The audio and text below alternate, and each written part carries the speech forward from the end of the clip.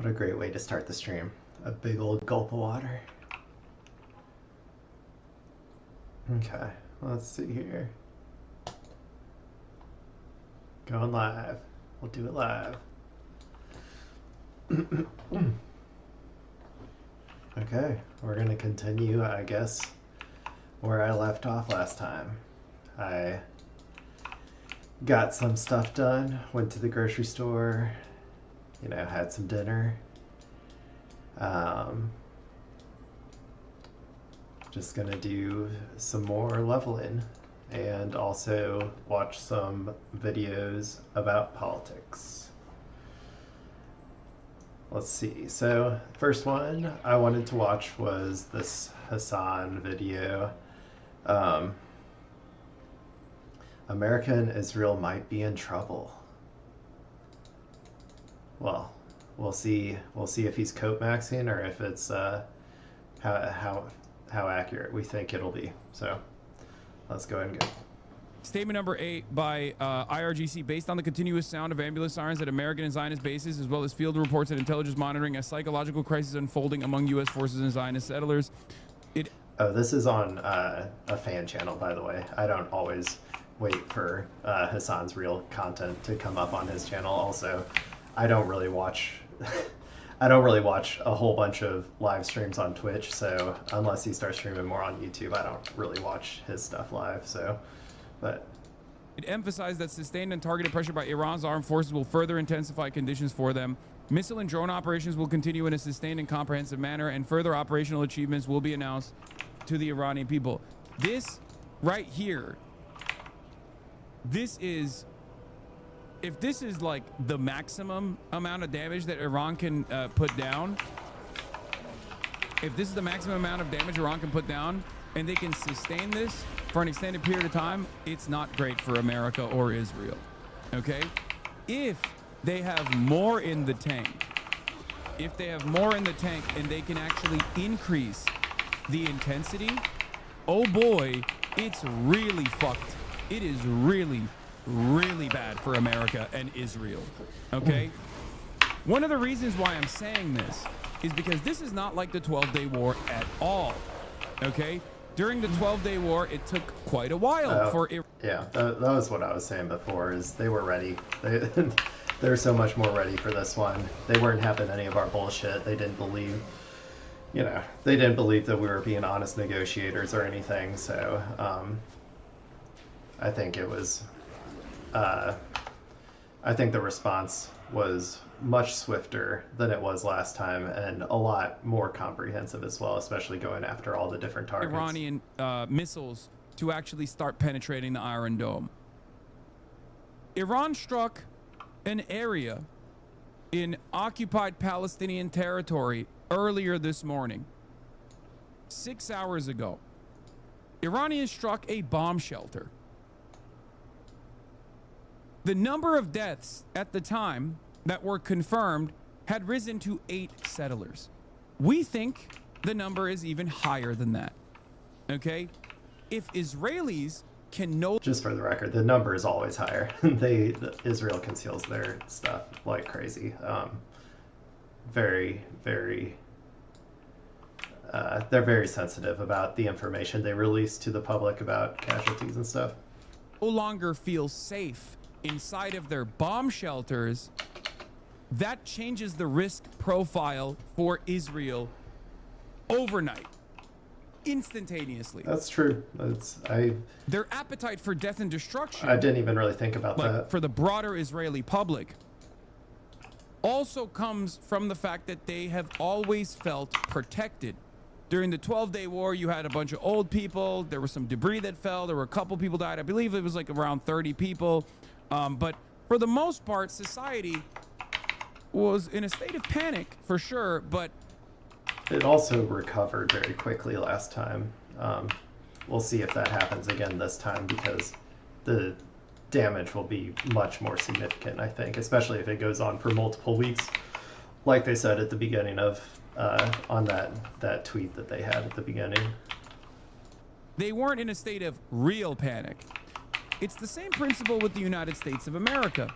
America is sheltered from the impact of its actions, with the very with the very little exceptions like 9/11, right? Blowback in the form of 9/11 was one of the very few instances where America actually received some consequences for all of their meddling in the affairs of the Middle East.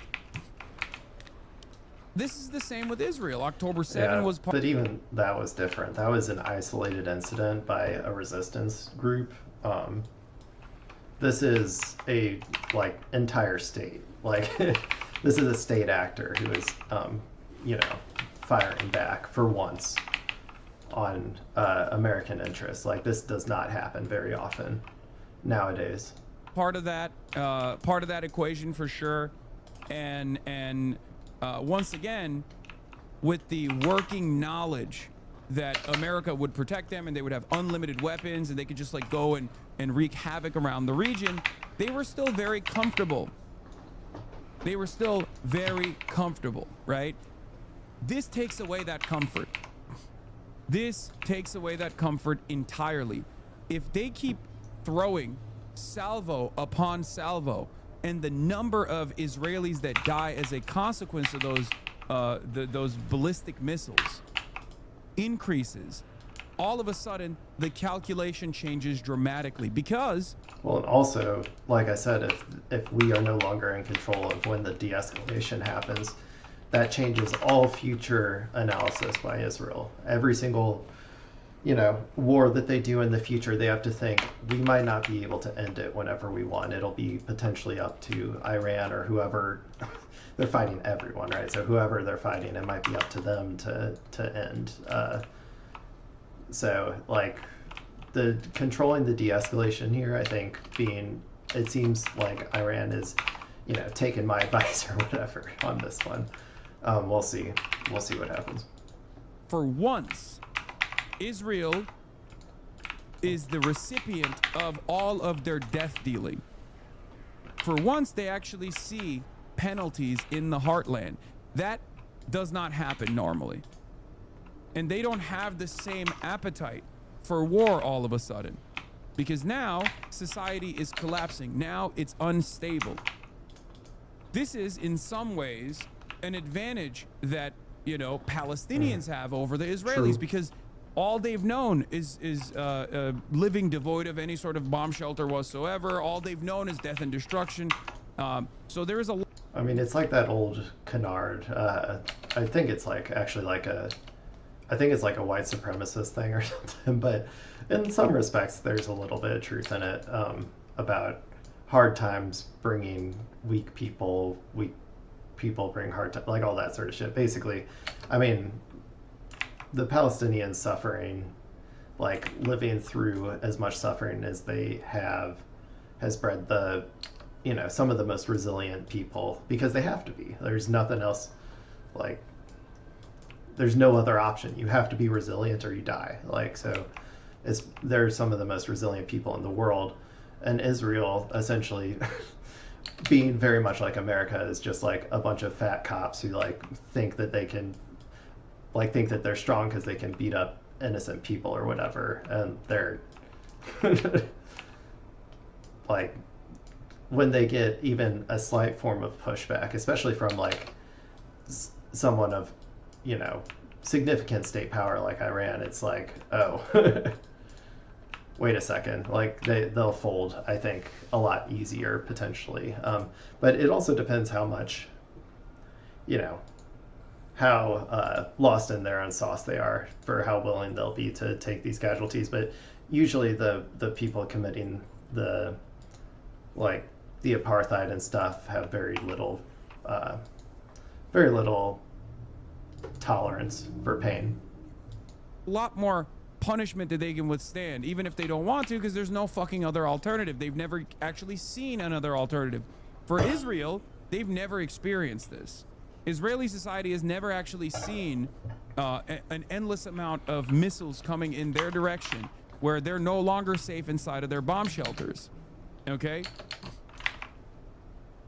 This causes the calculation to change dramatically, especially in a country with supremacist attitudes, with supremacist values. Okay? Which, by the way, whoops. it is a war crime if they, if there were no actual military targets in there, like calling a spade, it is a war crime to do that. But, Israel already destroyed all semblance of international law in Gaza. So it's like war crime what? War crime who? Like, what's that, So, it's going to be hard for them to find sympathy if they try to bring this to the UN or something. So, yeah, it is what it is.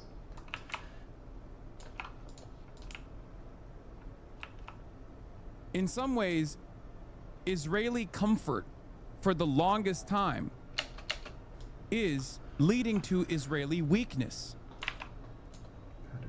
Because they talk about how strong they are of a nation state, how proud they are, and how militant they can be, and how they can punish anyone and everyone, no matter, no matter how people respond or whatever. But the reality of the matter is, they're not used to this shit.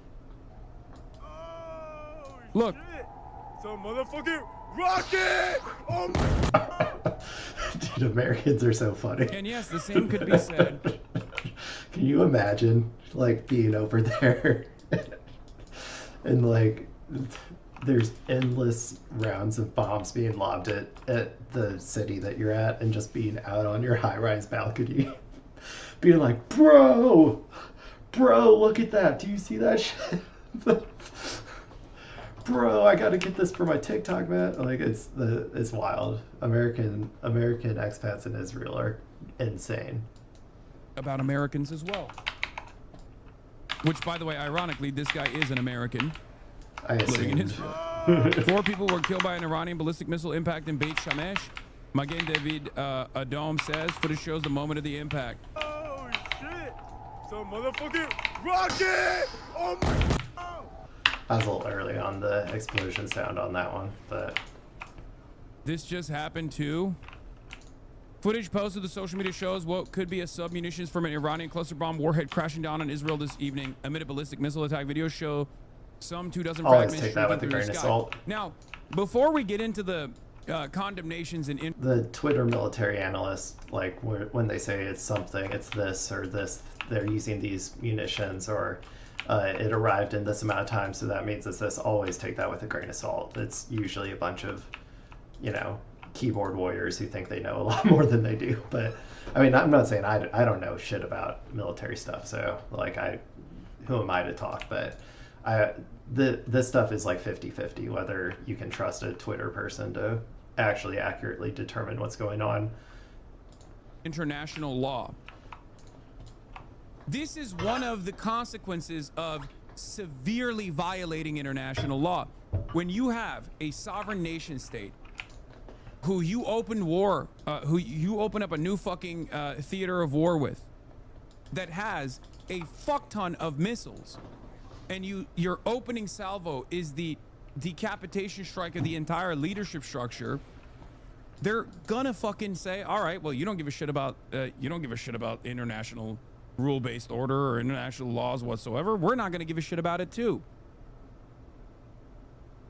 That's the other side of this story. That sounds better. This is part of the reason why you're supposed to abide by the rules, right? You're supposed to abide by the rules of conflict. You go in, you kill a fucking bunch of, you shoot up a school.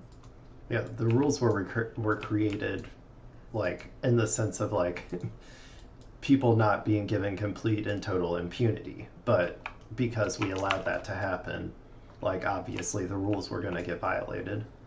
In the most American and Israeli fashion, by the way, America loves its own indigenous school shootings, its own domestic school shootings, and America loves doing school shootings with their bombs overseas. Some school children are gonna die, right?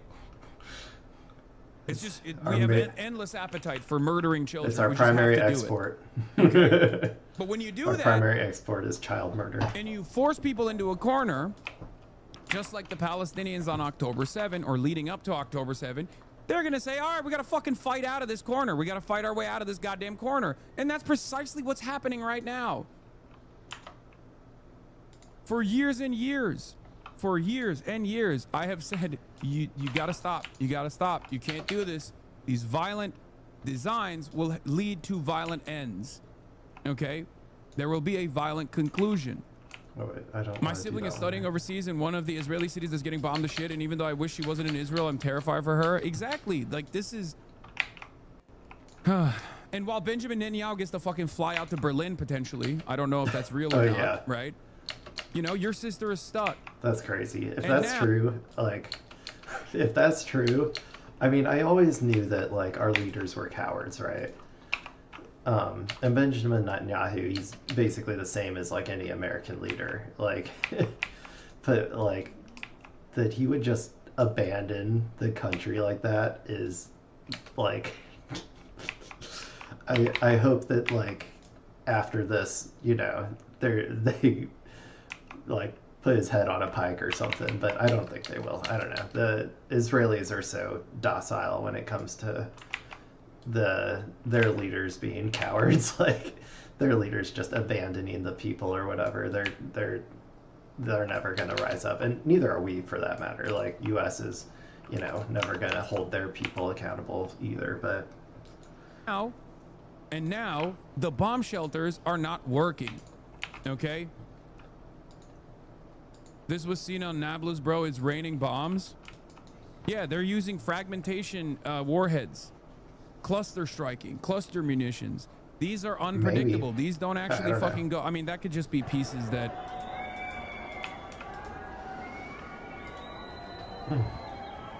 We'll see if there's an impact.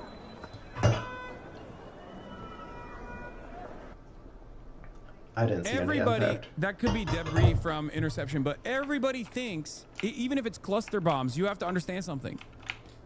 Everybody fucking thinks only America and Israel get to deploy these weapons. Do you understand? Like, this is something that America and Israel has utilized. As a matter of fact, the Iranian retaliation so far has not even remotely met the standard of what Israel has done to Palestine, what That's Israel true. has done to every other country, what Israel's done Nothing to will Lebanon, ever meet this deploying standard. phosphorus, I mean, not right? in the near term. Chemical warfare, things of that nature. So, like, I need you to understand something. The only reason why we were comfortable violating the rules of law is because we thought no one else would do it to people in the core. And now there is a fraction of that taste in the core. A taste of their own medicine. It's funny that Israel's is like their taste of, you know, getting hit with a, you know, small semblance of what they dish out or whatever is like them getting hit with bombs or whatever. An American small taste and what it's like to go to war is going to be like their gas going from like $3 to $4 a gallon. Like, yeah, that's going to hurt people's pocketbooks or whatever, energy going up, and it will, like, it's very expensive here already or whatever, but I don't know. It's just, like, we're so insulated, it's insane from the real actual consequences of war. What? You break BDS? I have no sympathy? What are you talking about? Shut the fuck up, chatter. Jesus Christ, you're so moral, okay? You're so The most moral. moral. You're right. What, that fucking Chatter's sister, who's you know, working in a school I to don't know what die he's then? talking Shut up. about You're a here. fucking idiot. Jesus Christ. Reuters confirms the plane is in Germany. Israel has flown its official government aircraft to Germany. It's parked for safety at Berlin's airport. Government sources said after U.S. and Israeli strikes killed Iranian Supreme So Leader it's Ayatollah Ali true. Khamenei and plunged the region into conflict. Media citing reports They're from such cowards, Flight Radar dude. 24 It's flight tracking service crazy. said the aircraft departed Israel early on Sunday. And they're so shameless. I just cannot believe how shameless they are to do this. To like start this war and then just abandon their country immediately. It would be like if in Twilight, you know, or not in Twilight, I say Twilight, in Titanic. Oh my God. I can't believe I did that. But in Titanic, when the captain is like, you know, goes down with his ship all like righteously, right? Like he's like, I was the captain, I'm gonna go down with the ship. It would be like, instead of that, if like he started like clawing and punching children out of the way so that he could get on a lifeboat. Like, they have no shame.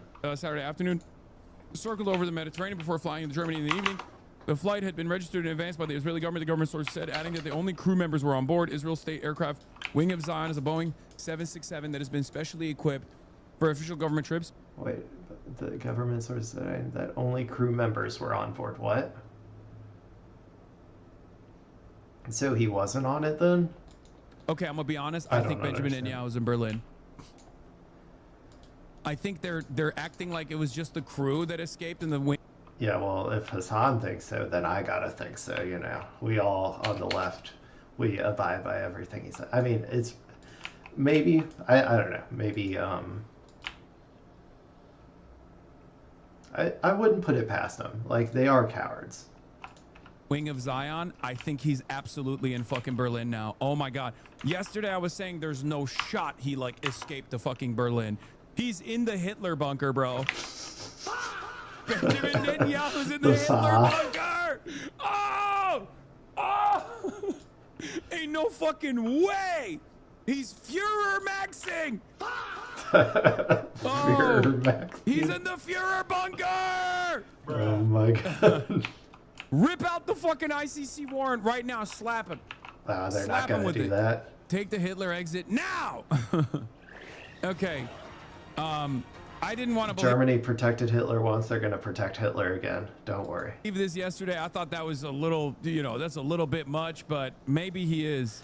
By the way, someday someone has to do an analysis on like how Germany just manages somehow to defy all odds and always be on the wrong side of history.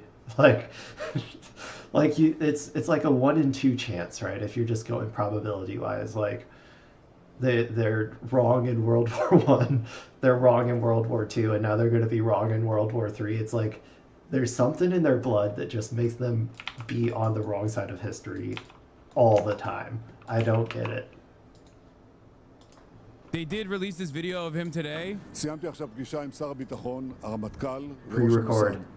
נתתי הנחיות להמשך המערכה. Yeah, I don't believe it. As Pre-recorded. pre-recorded. Definitely. Pre-recorded. Pre-recorded. That motherfucker's in Berlin, bro. There's no way he would be out on this balcony right now if there were still bombs coming. Oh, pre-recorded. AI pre-recording.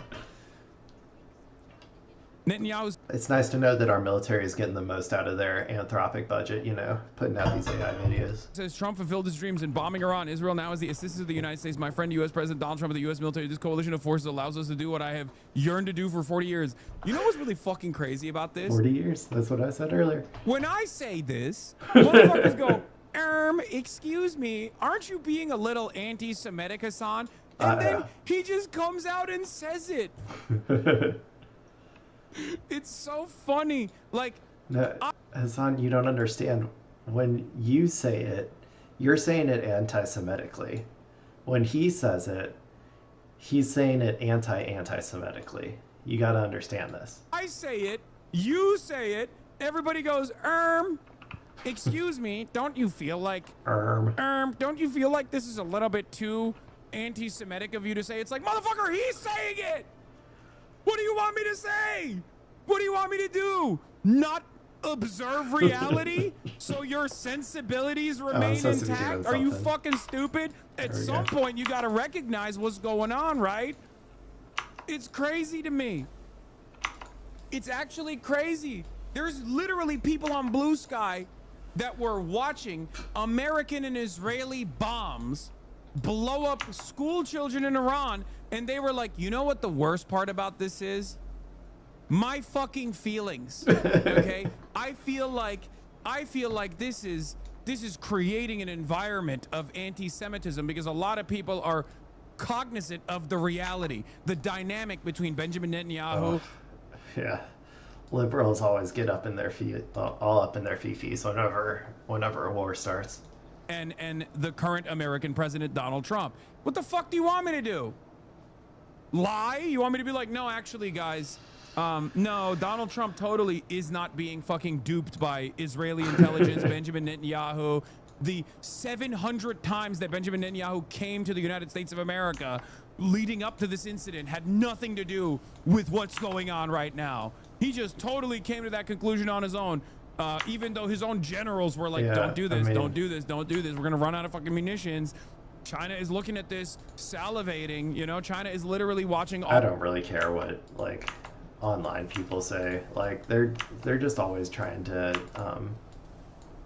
stoke divisions and like anti-liberation politics and all that stuff. They don't have any.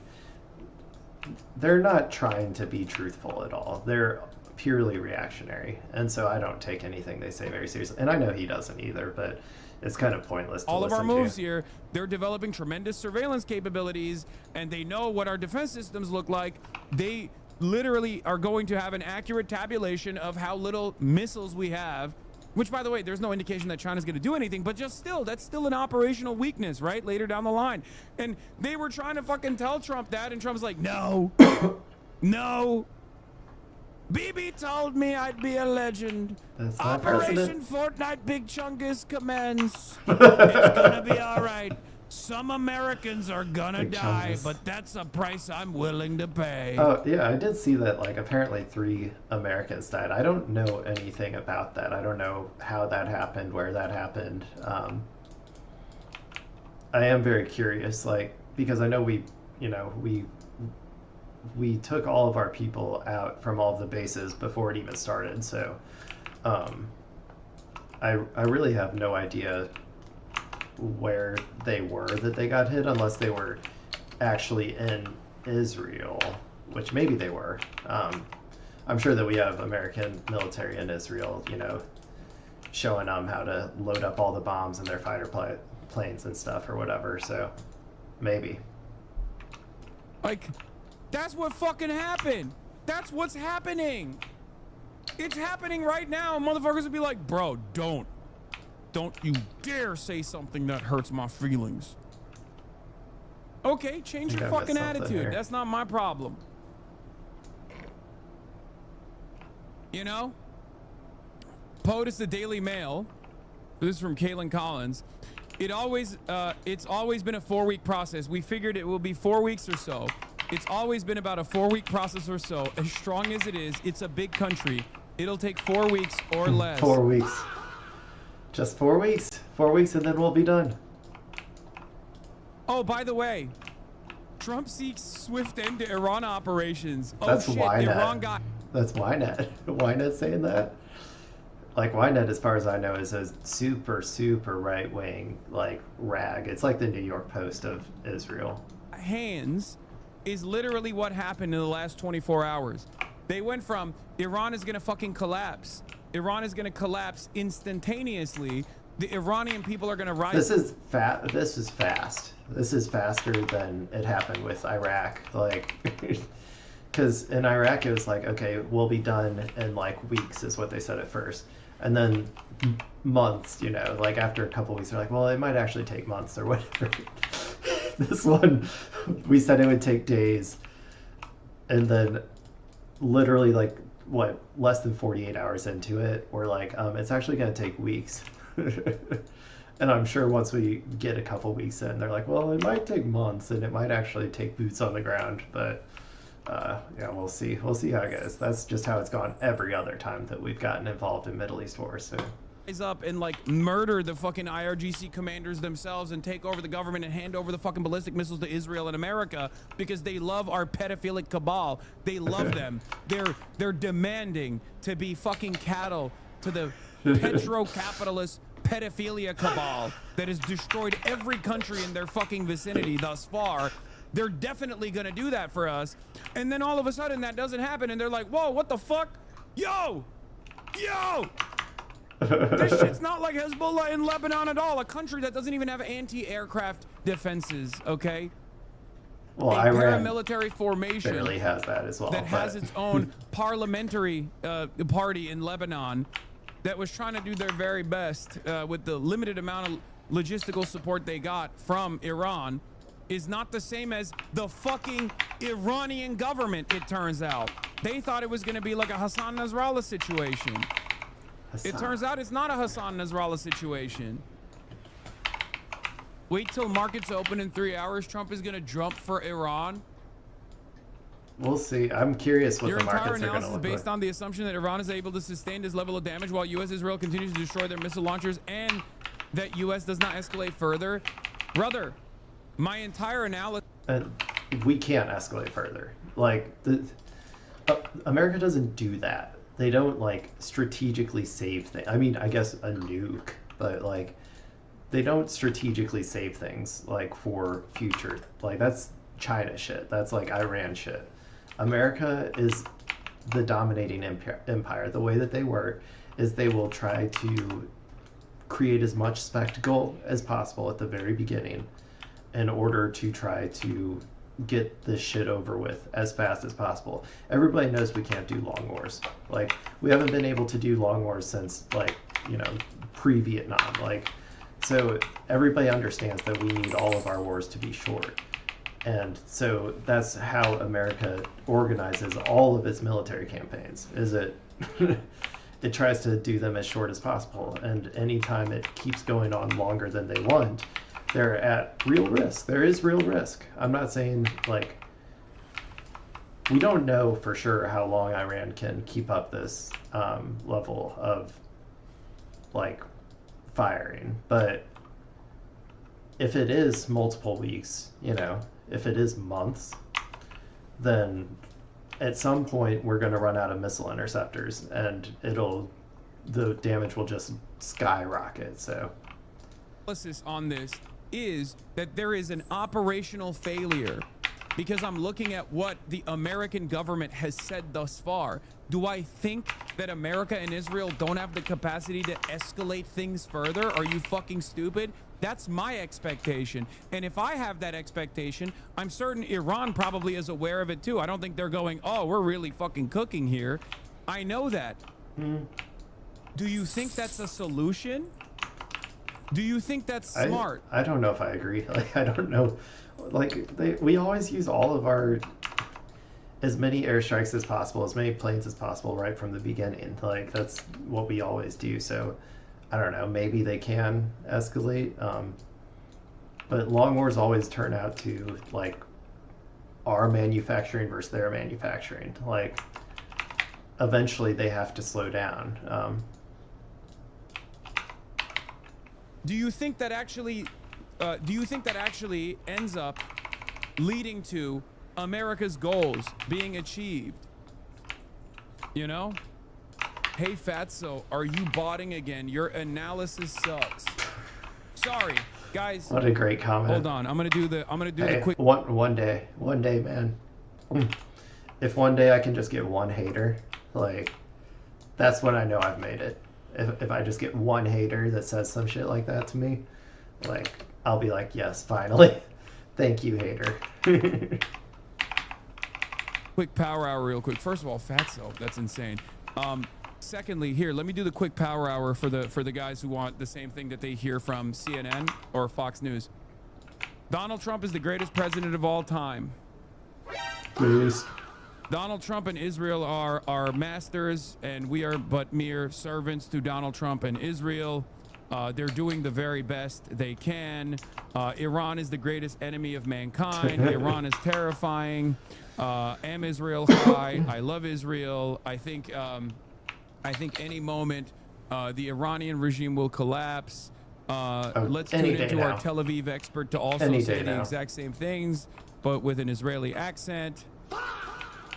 And yeah, breaking news. I've heard that Israel's the most moral nation, and also all of the little girls that were killed in the Iranian school at the beginning of the school day on a Saturday morning, which is like the Monday for Iran. They all actually were high-ranking IRGC commanders that killed 17 million Iranians. And also... and don't forget all of the missiles they had in that school. 55 million Syrians, as a matter of fact. And they probably deserved it because they were all reading what? My sources tell me the Iranian schoolgirls aged 7 and 12 were reading Mein Kampf, as a matter of fact. It's crazy. Is that good? Is that what you wanted? Does this... Not only that, they actually stockpiled it. They instead of stockpiling weapons, they took part of their missile budget and they said, hey, we need to import, like, 20,000 copies of Mein Kampf from Germany, and we need to store it in this school. Like, let's use all of our money on that instead. Does this analysis make the situation better for you? Can we now get back to fucking reality? Dumbass. Let's look at Trita Parsi and what he had to say about observations and comments from Trump and Israel's war on Iran. 1. Tehran is not looking for a ceasefire and has rejected outreach from Trump. The reason is that they believe they committed a mistake by agreeing to the ceasefire in June. It only enabled the U.S. and Israel to restock and remobilize to launch war again. If they agree to a ceasefire now, they will only be attacked again in a few months. True. Good analysis. For a ceasefire to be acceptable, it appears difficult for Tehran to agree to it until the cost of the U.S. has become much higher than it currently is. Otherwise, the U.S. will restart the war at a later point, the calculation reads. It took them fucking years to finally arrive at the conclusion. Yeah, and this is what I said. This was the mistake they made last time, is they did not control the de-escalation. They're now saying this time we're going to, and so that will reduce the likelihood of future attacks, because then America and Israel will not know that they can stop it whenever they want. That the only way to get these guys to stop is by engaging in military deterrence.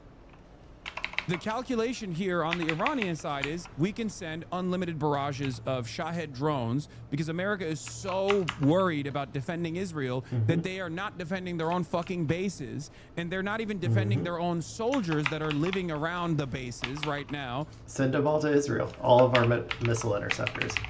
You think we care about American military people dying? No.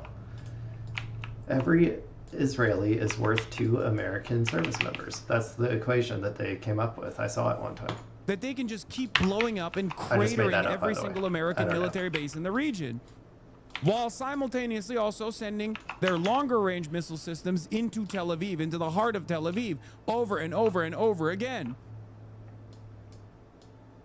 And if they get any, that analysis is incorrect. Well, and here's why they're going to win regardless with this strategy. Even if they run through their missiles pretty quickly, there's multiple options afterwards. They could have China deliver more. Assuming that China would be willing to do that.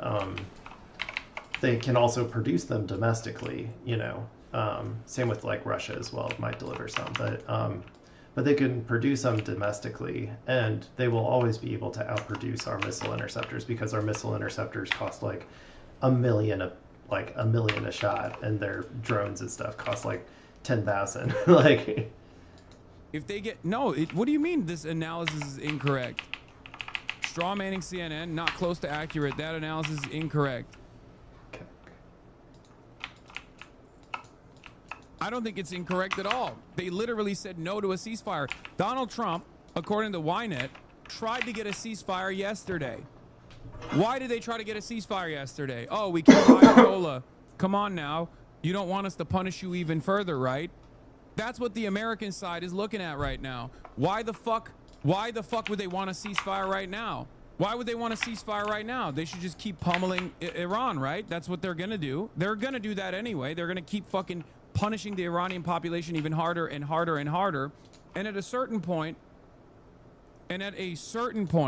basically what will take place is the calculation on the American and Israeli side will change. The American side will change when they'll realize that, like, oh, the Iranian people are not actually rising up.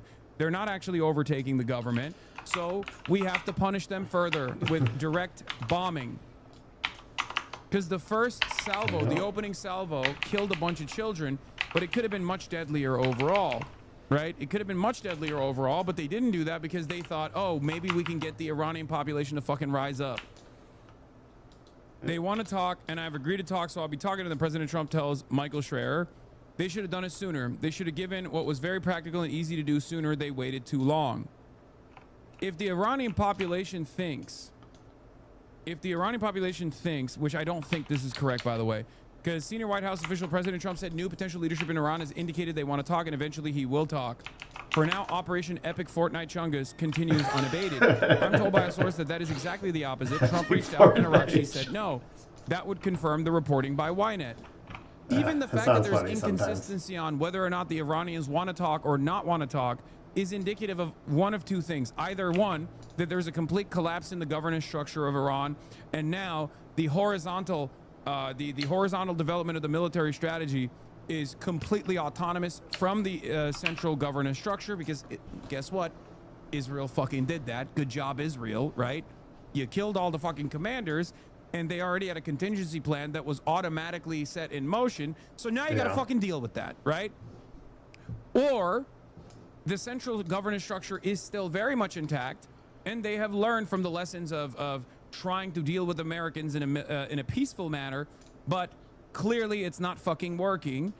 Clearly it hasn't worked at all.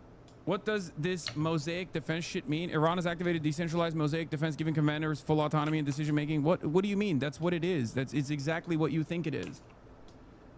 I mean, they have a decentralized contingency plan for continuously pummeling whatever their fucking priority targets are over and over again. If something like this, something like a decapitation strike happens, as in they plan it ahead of time. There are contingency plans for what takes place. Oh, you kill the leadership, you kill our general. We're gonna go and sit on top of these fucking missile systems and blow up. For one group it might be blowing up Bahrain. For another group it might be blowing up the UAE. For another group it's actually pummeling Israel. Again, and I keep repeating this over and over again. Their entire governance structure is designed around what is taking place right now. Well, them and every resistance operation, or like when you have to have these contingencies when you're, working against empire. Like same with Hamas, they have so many contingencies for if this person dies, if that person dies, if too many people at the top die, and we go into decentral sort of like guerrilla warfare mode. Like they have all of that. And like so does Iran, so does Hezbollah or Lebanon, so do the Houthis, I'm sure. Like that's just, you have to have that if you're going up against empire, or else it'll just become chaos as soon as your leadership is taken out. It's just smart. Now potentially happening. Their entire governance structure, their entire economy, their entire missile production systems, everything is underground. Their missile launchers are underground.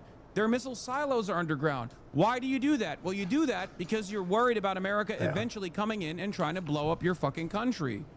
Maybe they have a pact with the mole people or something. Your entire governance structure, your operational structure is also divided amongst different groups. They're like siloed in on their own, and they can operate autonomously. Because if America and Israel come in and like fucking kill your generals and your leadership, you don't actually collapse. Where is this last dude? Now, this doesn't mean that they will be successful. Okay, this doesn't mean that they will be successful. But what I'm simply saying is, by observing reality, by looking at exactly what is unfolded in front of our eyes in observable reality, that Ayatollah Khomeini's assassination has not yielded the results. Well, yeah, and what does that mean, them being successful? Like, them being successful is just staying alive, basically, and keeping their sovereignty, I guess. So, we'll see. That America and Israel thought it would. Judging by Trump's past performance in terms of like quick, swift action, bombing campaigns or kidnapping a head of state, and then being in and out, and then like going to negotiate with whoever remains with a leveraged position, with a better bargaining position, Donald Trump thought, or I always wonder what the average American is thinking right now, because the average American just is so unaware and so tuned out that they, I'm sure, just woke up and saw that we were at war and were like, what the heck? And I'm like, I don't know how, I don't know, maybe they'll flip sooner rather than later, hopefully, once they see like the cost and stuff. But who knows? Finally got level 90. falsely believed that Israel was going to, that Israel was right, and that Iran was going to concede immediately. They were going to be like, "Oh my God, you killed the Ayatollah. We're so sorry. We don't want our fucking entire government to collapse. We will do anything you want. We will, you know, reduce our ballistic missile capabilities so that we don't hurt Israel's feelings ever again." I think that's what they thought was going to happen. That's why Donald Trump came out day one and literally said, "Iranian people, now is the time to rise up." That could still happen. One incredibly scary aspect of America's design here, because it's so fucking repulsive, it's so goddamn evil, is the border. They are also striking the Iranian-Iraqi border right now. There are Kurdish militias inside of Iran and Kurdish militias outside of Iran that are directly equipped and trained by the CIA that are waiting to seize on this opportunity. Okay? They are probably going to try to send in, they're probably going to try to beef up sectarian fighting. And they're gonna utilize, because they don't have any popular mobilization on the ground, they're going to try to make popular mobilization on the ground. So do you support these Kurdish groups as well? Fuck no. What are you, crazy? No, of course not. Of course not. But be on the lookout for all of the coverage about how woke the Kurdish militias are that are trying to liberate Iran in the upcoming weeks. Classic lib shit. Oh yeah, these Kurdish militias, they just want to come in and let people be gay and let people be trans and let women do the same stuff as men. And they're the liberation force that we deserve. We've heard that a million times. It's the stupidest shit. Once they start writing about the brave female-only brigades of the Kurds. And by the way, they're so hot. They're the hottest female military that you'll ever see. Like, that propaganda is so weird to me. They girl boss the military, and then they also sexualize them in really weird ways, in a really patriarchal way, and it's like, I don't know. That's when you know. How many times do the Kurds have to get fucked over by the American state after being used and abused as a destabilizing force in the fucking region for them to come to terms with the reality that it's not happening? Okay, you will not have an Israel-style Kurdistan. Okay, it's just not gonna happen. You gotta use the arms and training that you got from the Americans against the Americans at some point, against the Israelis at some point. It's just insane. How many fucking Fell For It Again awards do you need? It's crazy, especially after Rojava. It's like, I thought at least Rojava could have the same autonomous structure that you have in Iraq. Turns out America did not want that at all. They just did not even remotely consider that at all.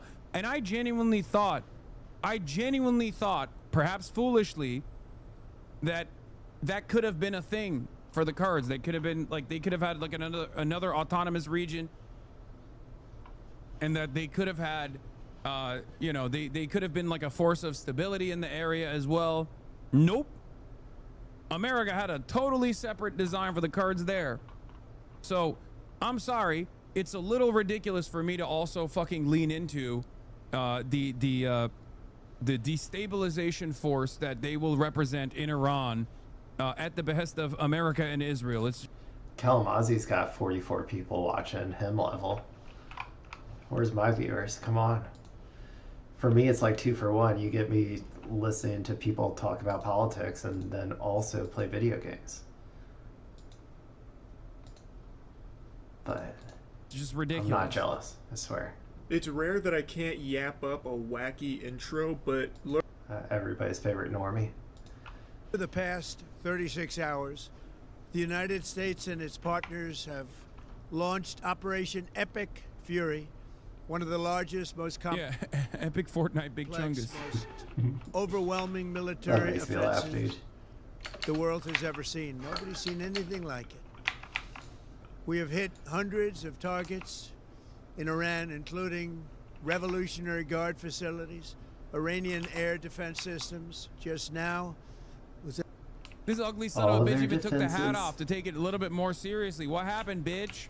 What fucking happened? Announced that we knocked out 9 ships plus their naval 9 chips? building, What kind of chip? all in a matter of Like literally. Yeah, and Semiconductor Esteem's chips? Fury.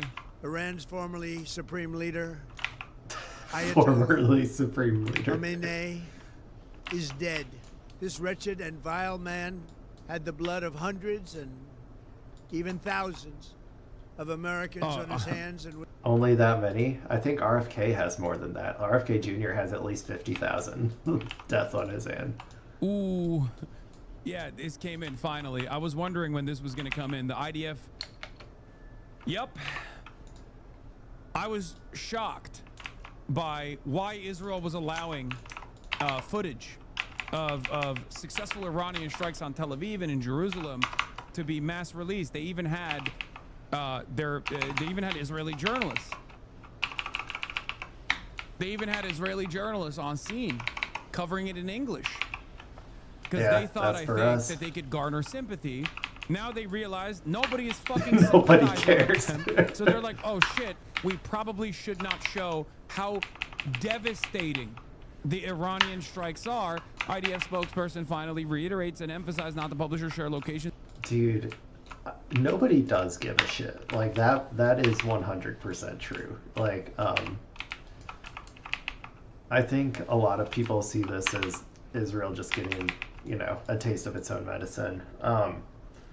And, like, if you compare people's response to this sort of stuff to, like, their initial response from October 7th, it's like night and day. Like, the amount of people who are trying to get this propaganda machine going is so much less, and the rubes that go along with it are just there's so fewer of them this time around than there was after October 7th, that it really, like, is night and day.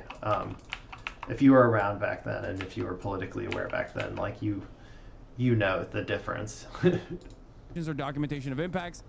The enemy monitors these documentations in order to improve its strike capabilities.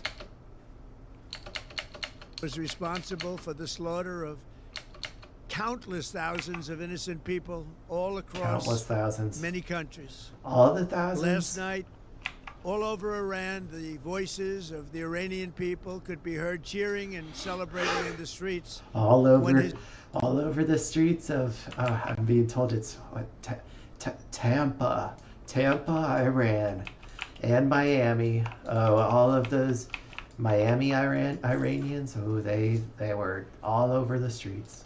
His death was announced.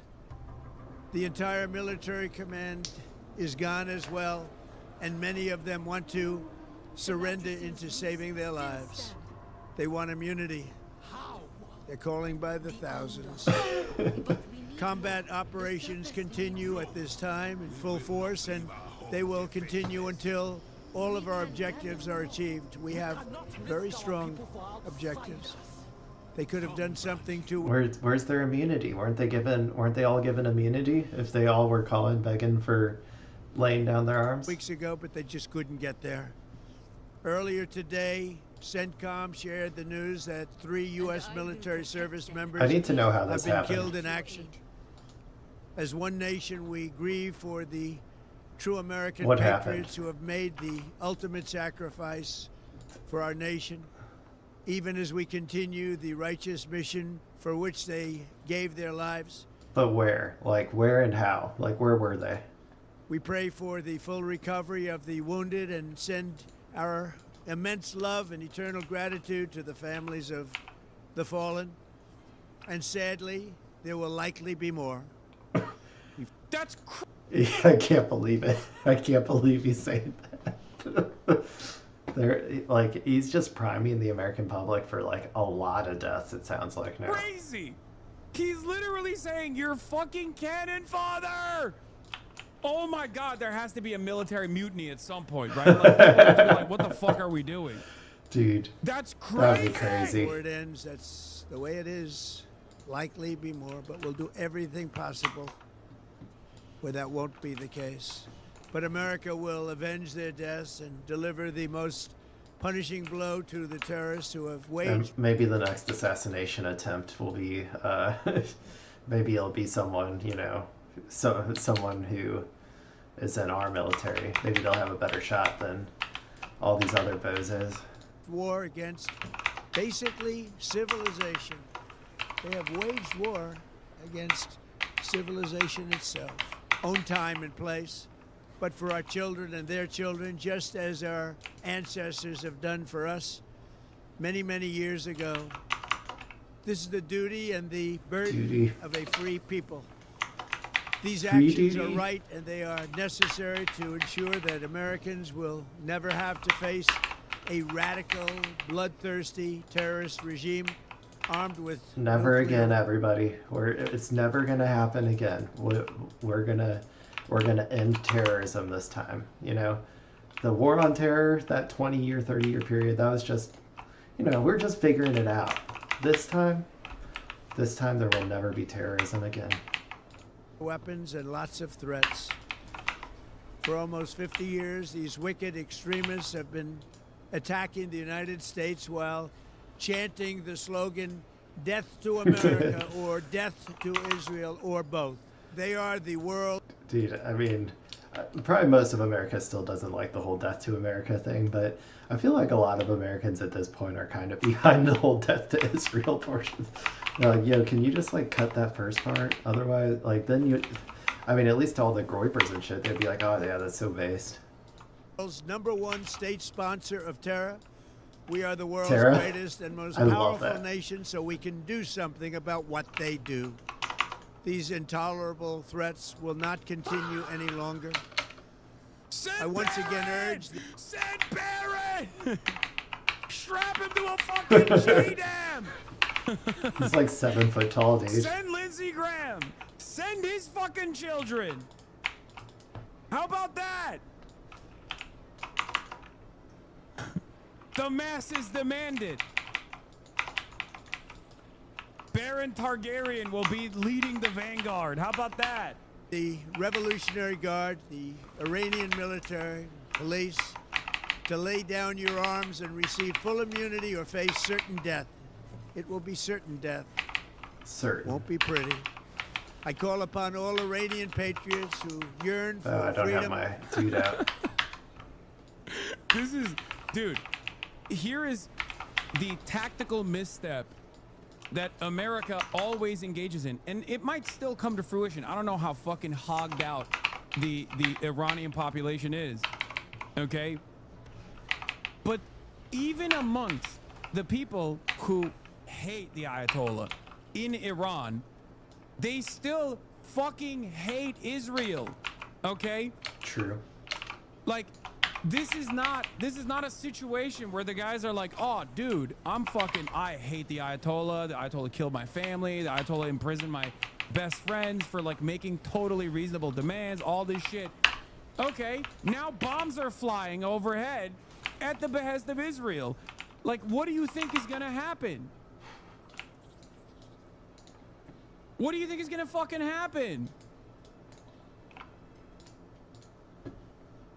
What about the monarchists? There isn't a robust monarchist movement inside of Iran.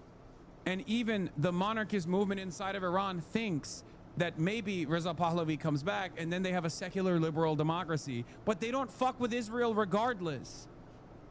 My friend interacted with an Iranian woman in Beijing and she told him the Americans are bad. I agree with your analysis here 100%. I know that there are plenty of Iranians in Iran that don't like the Ayatollah. They don't like the Islamic Republic. Okay, I know, but they're also not fucking stupid. Okay, like their anger and hatred towards the Ayatollah stems from the fact that the Ayatollahs imprisoned their friends. The Islamic Republic has thrown them in prison, killed them. Yeah, I mean, and the brutality of a regime is often an indicator of, you know, usually, I mean, sometimes it's internal factors, but a lot of times nowadays it's external factors, aka how much has America fucked with them. Like, the more America fucks with a country, the more brutal their regime gets, and that's like intentional. That's why I hate whenever Democrats go out and they're like, oh, we just want to like the people to rise up, and that's why we're sanctioning them all to shit. And it's like, dude, the people will never be able to rise up. Like, you can't get some sort of democratic revolution under that sort of policy. Sometimes tortured them, right? Torture their relatives. Okay. Now you have a more swift execution in the hands of the Amer-Israeli imperialists. Who would look at that situation and go, this is great, actually. I love dying. Actually, they did have someone on NPR earlier this morning who straight up said, if I die to American bombs, it's worth it. It's a sacrifice I'm willing to commit to, as long as, you know, the Ayatollah no longer remains. Rough. And to me, that is so poetically Shia. Okay, you can be the most secular Iranian, but you cannot get the Shia mentality out of the Iranian soul. Okay, you are Shia down to the fucking soul if you say some shit like that. Straight up. Straight up. Like, you're like, oh, I'm a secular liberal. I want a democracy, and also I'm perfectly willing to sacrifice myself for no fucking reason. That right there is the most, no disrespect, I'm not being sectarian at all, but that right there is the most, like, spiritually Shia thing you could say. To seize this moment, to be brave, be bold, be heroic, and take back your country. America is with you. I made a promise to you, and I fulfilled that promise. The rest will be up to you, but we'll be there to help. It's up to you. Thank you. God bless you to We'll give you all the weapons you need. Once you just lay down your weapons, we'll give you all the weapons you need. America. Thank you. Oh, what a time to be alive, folks. Do you think Iran would relent in its attacks if the USA Israel wanted a ceasefire for the Jewish holidays, or is it now too far gone? They have no trust in the USA word. For the Jewish holidays, brother, you know, or sister, you know there is a very important Muslim holiday taking place, and Israel famously loves bombing Muslims during Ramadan, which is currently what's going on right now. It's Ramadan. I don't think oh my God, Kid Starver came out too for the Kid Diddler squad. Let's take a look at what he had to say. Oh, exceptional work. Top class, my good sir. Tell us what you will do, Kid Starver. Show us the way, chap. God, he's way more entertaining We than are I in am. unprecedented times, and we will go to war to He's got defend such Israel's better sake. accents. In the Gulf, and explained that the United Kingdom was not involved in the strikes on Iran. Cap. That Dude, UK, every single time in the aftermath, we find out that the UK actually was involved. Like, I don't think there's ever been strikes that we've done that we haven't found out in the aftermath that, oh, actually the UK did provide us intel, or, oh, the UK did provide us, like, planes or refueling or whatever. Like, it always comes out in the aftermath that they did. Mark my words, it'll come out in the future that the UK actually did help with these attacks. Remains the case. Over the last 2 days, Iran has launched sustained attacks across the region at countries who did not attack them. They've hit airports. They've hit bases. These bases, we don't know how they got there. We don't know who they belong to, but they're hitting these bases in this country, in all of these random countries. And hotels. And whoever put these bases there, somehow they kept charging the American bank account, the American debt bank account, and it kept coming out of, our tax dollars. I don't know how they did it, but someone put all these bases there, and they charged it all to the United States bank account. Where British citizens are staying. This is clearly a dangerous situation. We have at least 200,000 British citizens in the region. Who started it, Keir Starmer? Families on holiday, and those in transit.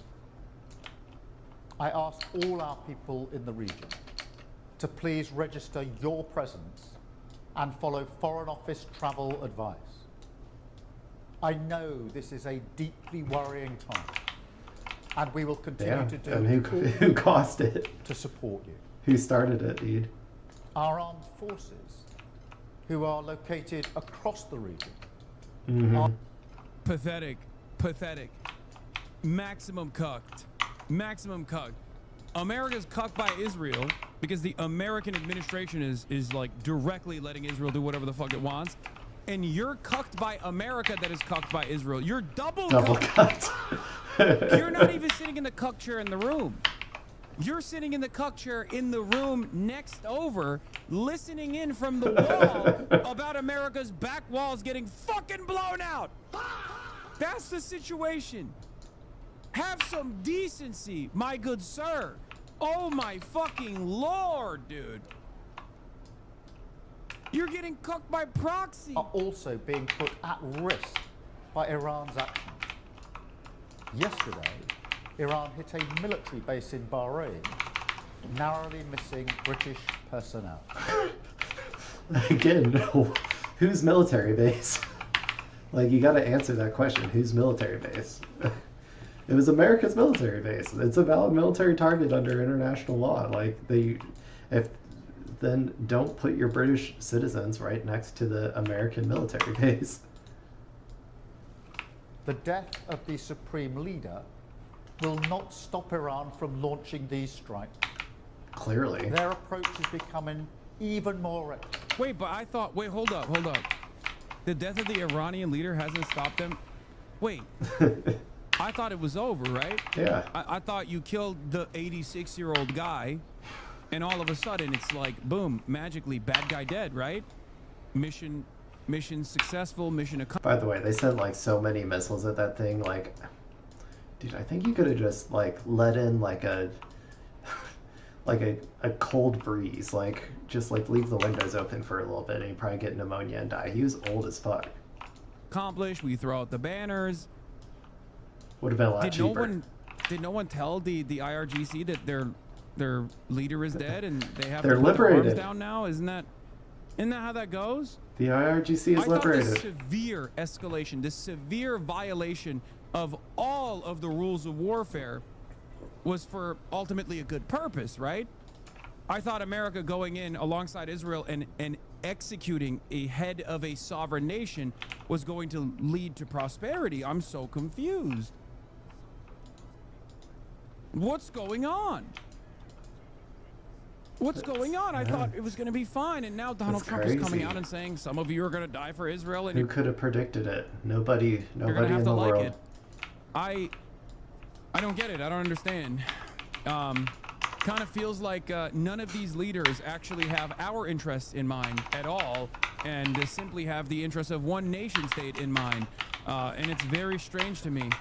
And more dangerous to civilians. Yeah, all the NatSec guys are basically doing this. Guy who's been a NatSec analyst for 50 years. Well, Wolf, I would say that now we've captured Iran's king, and we have checkmated Tehran, and it's actually cheating for them to keep playing. Yeah. Straight up.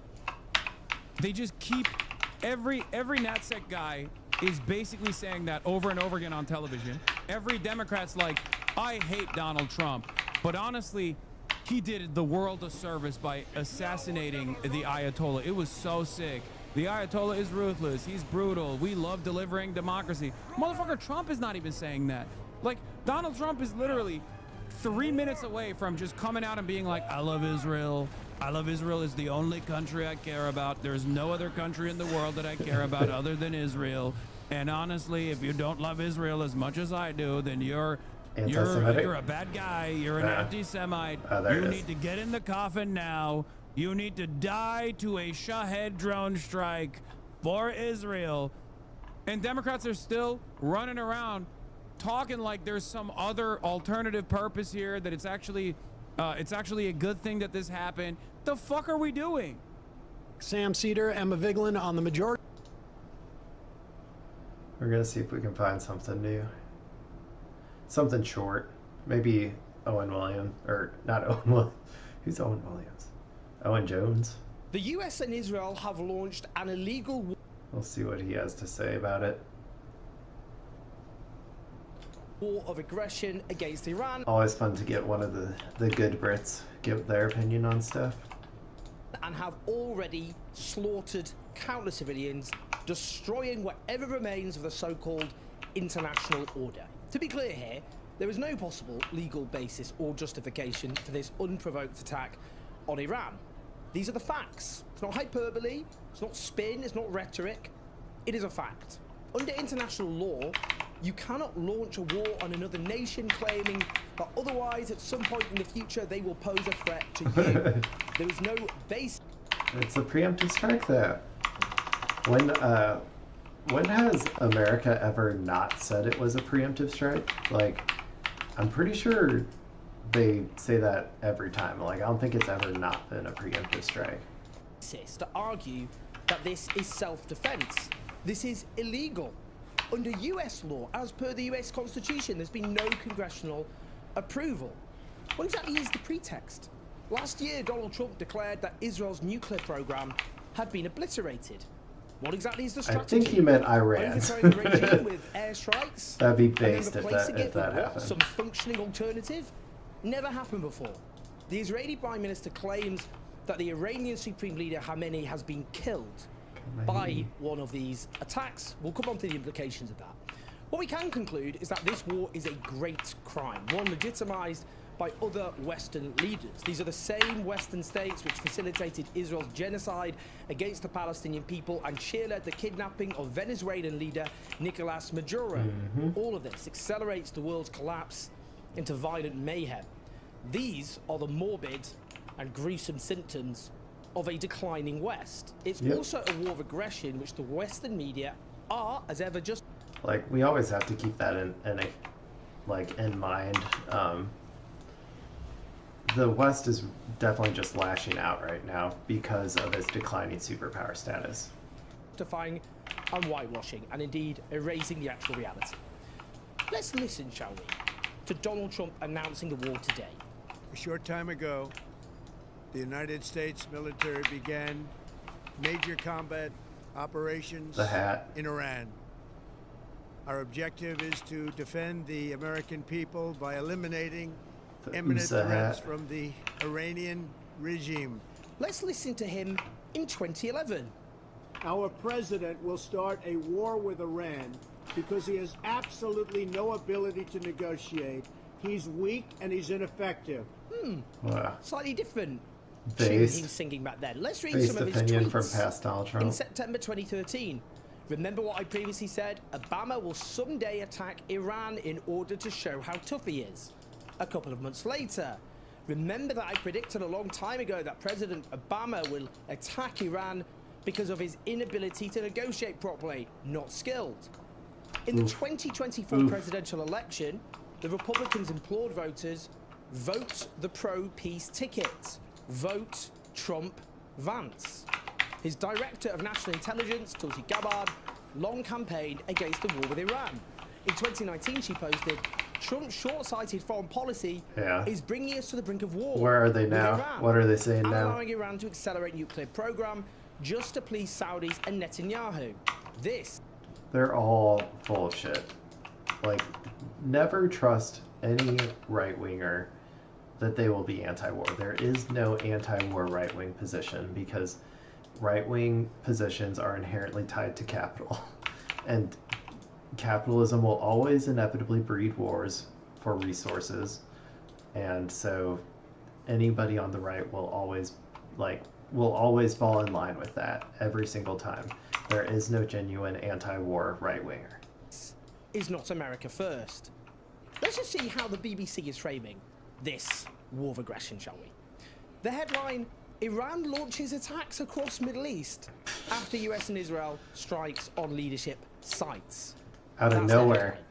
Absolutely fascinating. Foregrounding Iran's response rather than the war of aggression, and presenting the US and Israel's war of aggression as being precision attacks on leadership sites, unlike implicitly indiscriminate attacks from Iran. Dude, the media is a joke. Across Middle East.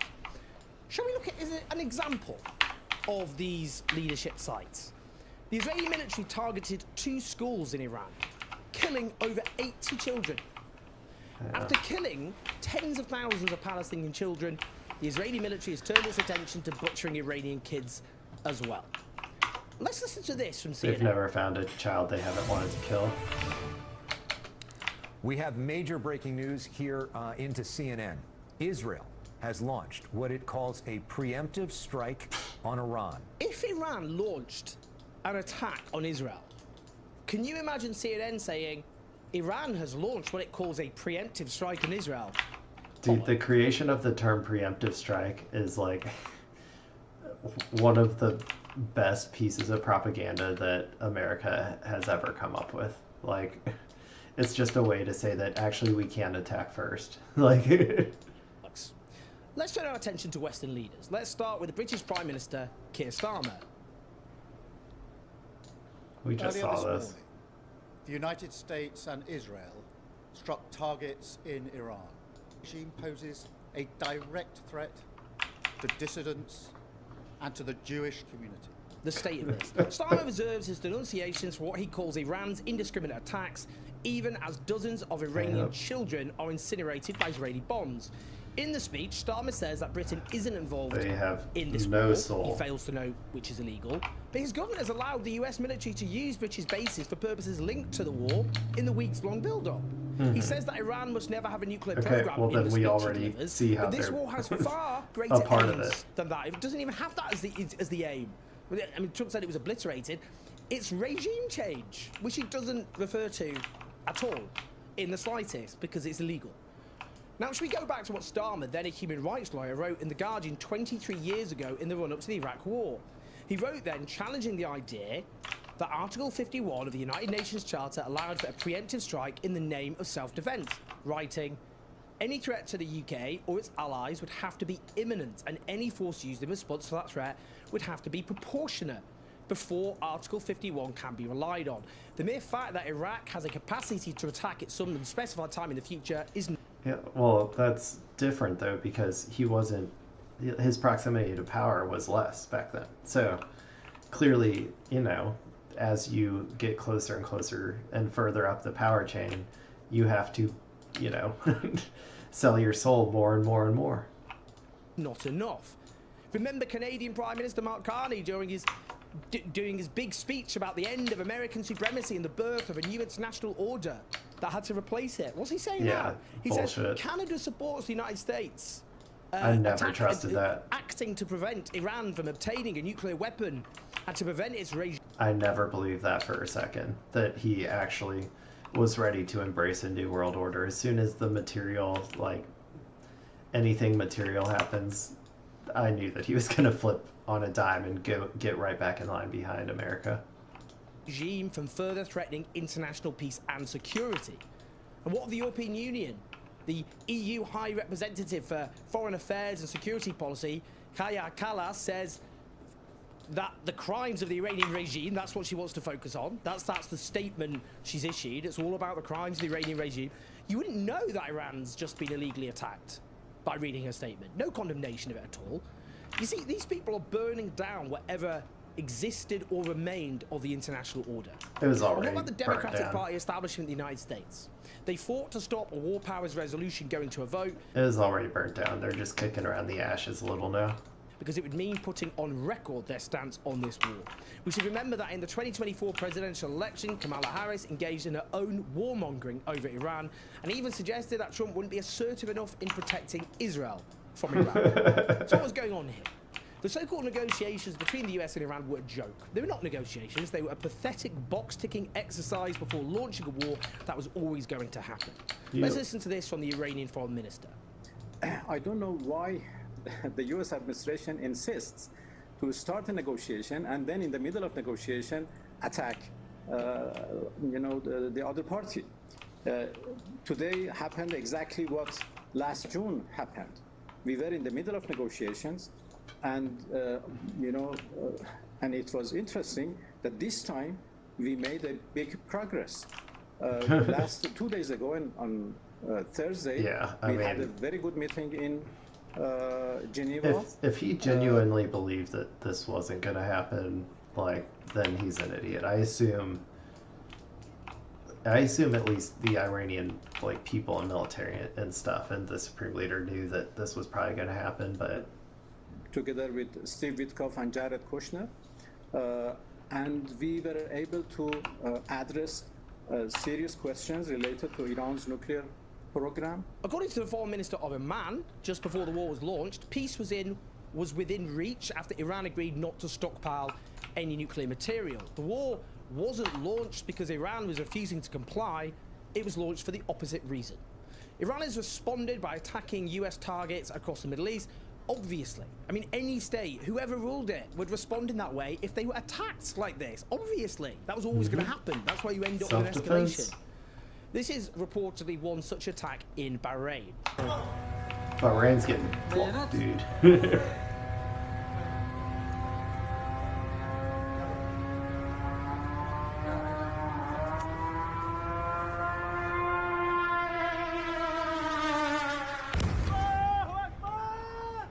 Oh, dude, these people, they. Which is why this line of questioning from the media is so insane. Listen to this here: the U.S. the U.S. media interviewing the Iranian foreign minister. So for clarity, you said that your missiles cannot reach the United States by design, that you do not want to reach the United States, but you also said it would be necessary as a defensive vehicle that you could if necessary. So to be clear, are you committing that Iran is not and will not build missiles that would have the capability to reach the United States? I can confirm, yes. Sir, if that's a red line for you, why is attacking U.S. military bases abroad justified? What? They are attacking us. They are. Yeah, they're attacking. Like they are partaking in the strikes against Iran. So obviously they are valid military targets. Like these people are idiots. The U.S. military, installations, facilities, bases who are attacking us. We are under attack. Why don't you, recognize this fact? We are under the attack by U.S. by U.S. forces in the region. So we have every right to defend ourselves. And how to defend ourselves? We attacked, the U.S. bases. This is obvious. This is a very simple fact. It's like they've never heard of war. Like they don't understand. They don't you understand? You're supposed to just sit down and take it indefinitely. Like, don't you get it? It's like no. And I hope that I'm sure that people would understand that.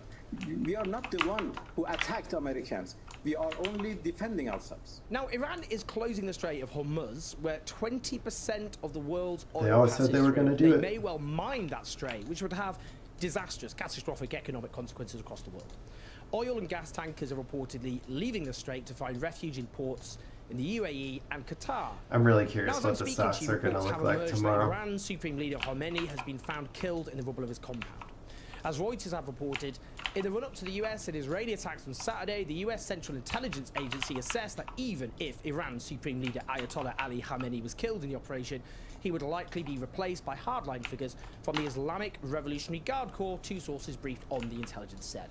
The assessments, which were produced over the past 2 weeks, looks broadly at what could occur in Iran following a US intervention and the extent to which a military operation could trigger regime change in the Islamic Republic, now a pronounced objective for Washington. What happens next? Well, we can only go by precedent, can't we?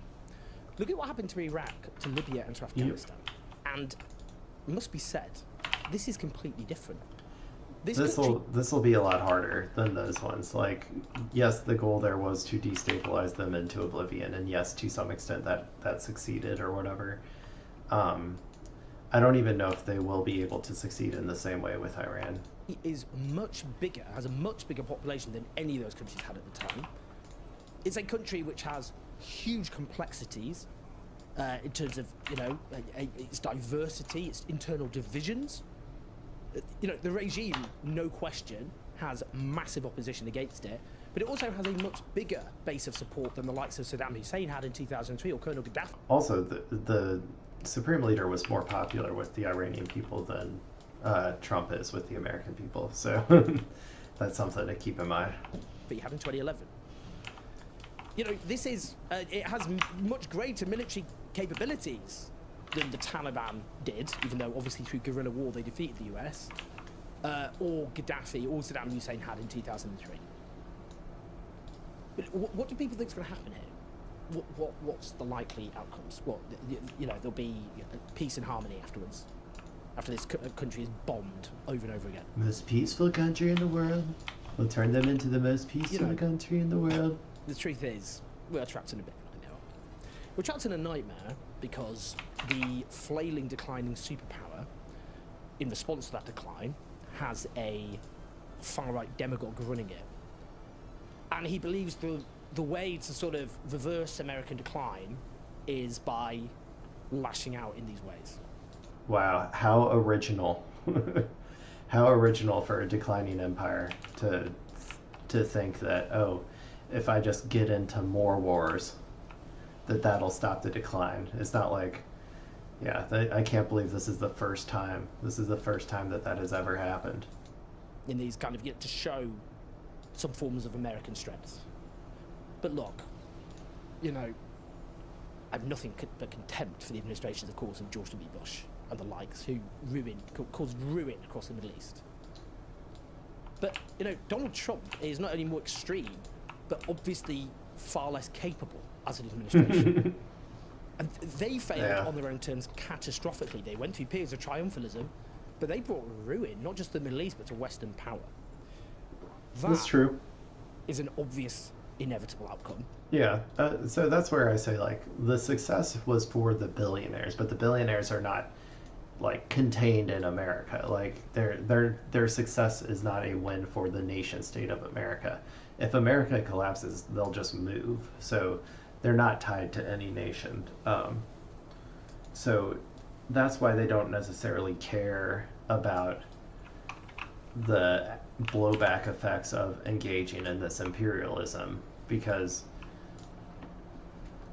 when it inevitably takes a cost from the American nation state, the American populace that makes up that nation state, then like they're like, who cares? I made billions of dollars off of Iraq. Like, I made billions of dollars in Afghanistan. Like, I don't give a shit if the nation state of America collapses, because if it collapses, I'll just leave. Like, yeah.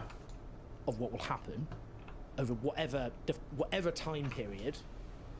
But in the meantime, so many people are going to be killed. As I was talking to you and as you've listened, lots of people almost certainly were killed. Yeah. And in the coming days and weeks, it'll be rough. Blood and chaos. That is what Western power has been bringing for years. And blood and chaos, I'm afraid, is what we now face, looming as ever, in a Middle East which already has witnessed the great crime of our age, Israel's Western facilitated genocide against the Palestinian people. Please like and subscribe. Help us challenge what will be the dire media coverage. I'm gonna probably call it no viewers again, so I got work tomorrow. But hey, at least I made it to level 90. I am now maxed on my main. Maybe I'll check out some dungeons tomorrow or something. But